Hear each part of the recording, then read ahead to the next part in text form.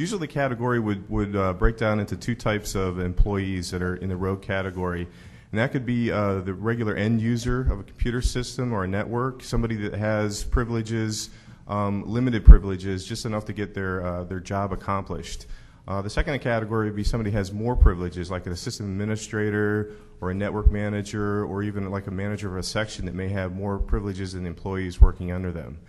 And some of the things that we're seeing in terms of rogue employees would be somebody that's either taking those privileges, whether it be user privileges or system administrator privileges, higher level privileges,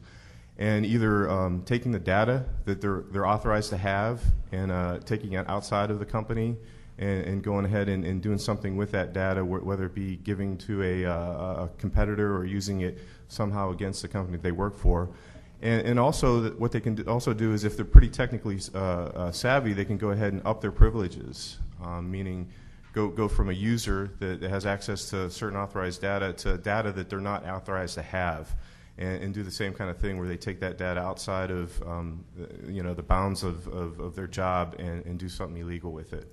So those are pretty much the two types of employees that we see, those that have privileges and those that escalate their privileges. John, when you have an employee who steals data, what's the trickiest thing they can do to make it tough for guys like you to find it? Well, there's a whole topic out there that's called anti-forensics, or maybe you might want to call it and think of it as counter-detection, where they're taking and they're covering their tracks. Either they're covering their tracks as to what they did, or they're covering their tracks as to what they took, or both. And the real tech-savvy rogue employees out there know how to go in there and cover those tracks, so that an investigator like myself that's